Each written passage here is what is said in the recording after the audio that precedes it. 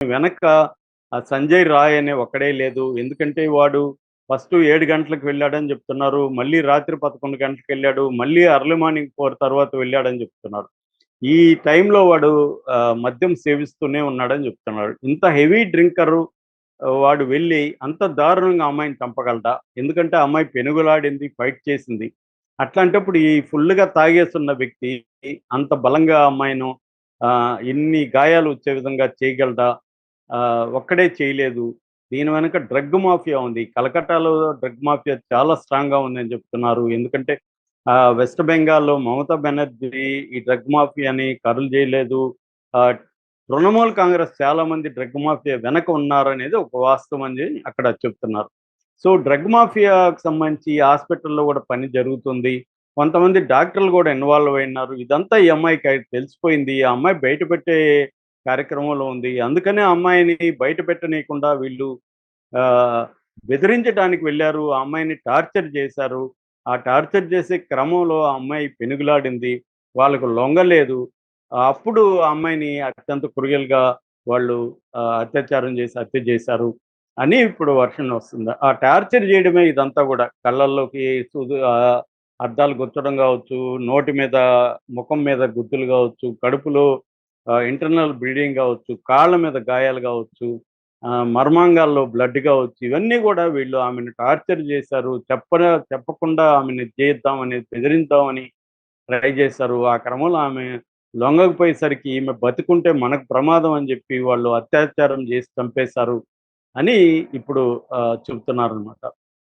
ఇదిప్పుడు ఒక్కసారిగా షాకింగ్‌గా ఉంది. ఎందుకంటే మెడికల్ ఫీల్డ్‌లోనే ఒక హాస్పిటల్‌లోనే ఒక డాక్టర్ మహిళా డాక్టర్‌కి రక్షణ లేకపోతే ఇంకెక్కడ రక్షణ ఉందని ఒక రకంగా దేశవ్యాప్తంగా ఉన్న డాక్టర్లందరూ భయపడే పరిస్థితి వచ్చింది. ఎందుకంటే మనకి ఈ మధ్య కాలంలో చూస్తే డాక్టర్లలో మహిళా డాక్టర్ల సంఖ్య బాగా పెరుగుతా ఉంది. ముఖ్యంగా మనకి మొదటి డాక్టర్ ఆనందబాయి జోషి అంటారు. ఆమె 1886 అంటే 125 ఏళ్లకు ముందు ఫస్ట్ మహిళా డాక్టర్‌గా ఈమె రికార్డ్ సృష్టించింది ఇండియాలో. అప్పటినుంచి మెల్లగా మొత్తం డాక్టర్లలో మహిళల సంఖ్య పెరుగుతూ వస్తుంది. ఇప్పుడు ప్రెజెంట్ చూస్తే మొత్తం మెడికల్ స్టూడెంట్స్‌లో 51% మహిళలున్నారు. అయితే వీళ్ళు ప్రాక్టీస్‌లకొచ్చేసరికి ఇది బాగా రేటు పడిపోయి 23% మాత్రమే ప్రాక్టీస్ చేస్తున్నారు. మహిళా సర్జన్‌ల సంఖ్య ఓవరాల్ సర్జన్స్‌లో 10% మాత్రమే ఉంది.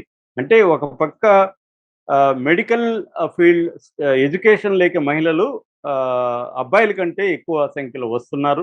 కాకపోతే ప్రాక్టీస్‌కొచ్చేసరికి తక్కువ మందే ప్రాక్టీస్‌లకి వస్తున్నారు. ఇది ఎందుకంటే వాళ్ళకి ఇటువంటి భద్రత విషయం గావచ్చు, అనేక రకాల నెగెటివ్ యాస్పెక్ట్స్ పనిచేస్తున్నాయి.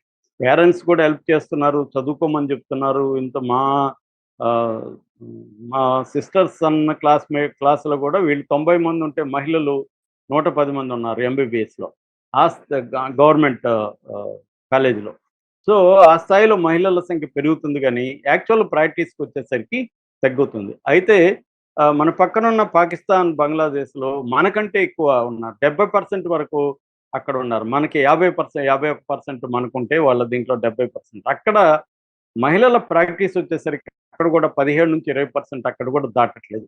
అంటే ఓవరాల్‌గా మెడికల్ ఫీల్డ్‌లో మహిళల సంఖ్య ఓవరాల్‌గా పెరుగుతుంది.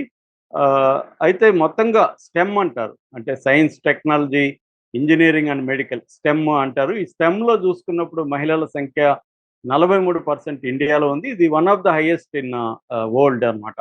సో, ఇలాగ మహిళల సంఖ్య పెరుగుతుంటే ఈ కలకట్టా సంఘటన ఒక్కసారిగా దేశంలో ఉండే మహిళా డాక్టర్లలో గావచ్చు, వాళ్ళ పేరెంట్స్‌లో గావచ్చు, ఒక భయభ్రాంతమైన పరిస్థితికి అది ఒక కారణంగా మారిపోయింది.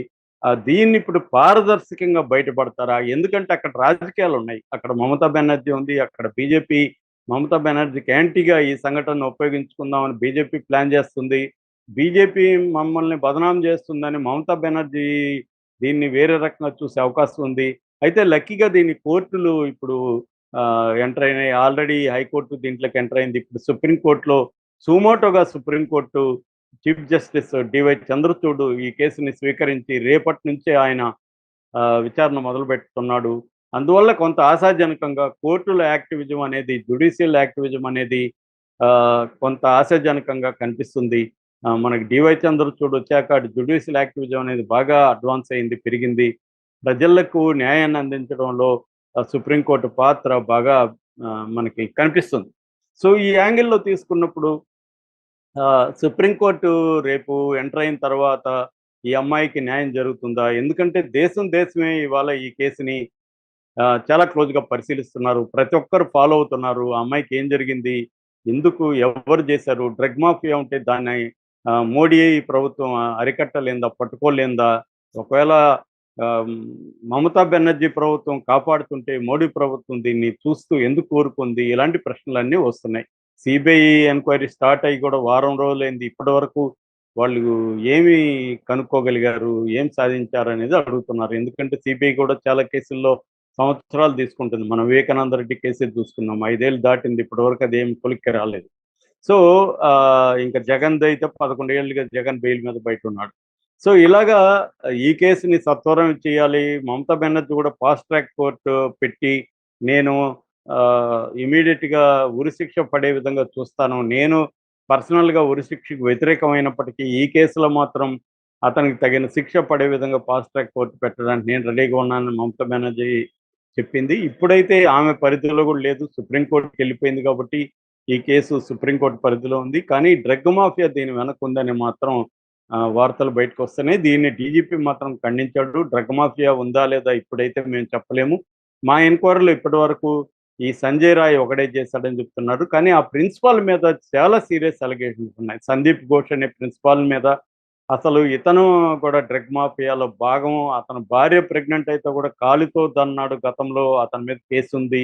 అట్లాంటి ఒక క్రూయల్ ఫెలో అతను ఈ ఈ అమ్మాయి మీద గూడా నెగెటివ్‌గా ప్రచారం మొదలుపెట్టాడు. వాళ్ళ అమ్మ, నాన్నకి గూడా ఆత్మహత్యని వాళ్ళని నమ్మించడానికి ట్రై చేశాడు అనేవి ఆరోపణలొస్తున్నాయి. హైకోర్టు కూడా అతని మీద చాలా సీరియస్‌గా రియాక్ట్ అయింది. అతన్ని సుదీర్ఘ లీవ్ పెట్టి ఎళ్ళిపోమని గూడా చెప్పింది. ఓవరాల్‌గా హత్య కేసు అనేది దేశాన్ని, ప్రపంచాన్ని ఇవాళ కుదిపేస్తుంది. ప్రపంచంలో ఉండే ఇండియన్స్ అంతా గూడా దీన్ని ఫాలో అవుతున్నారు.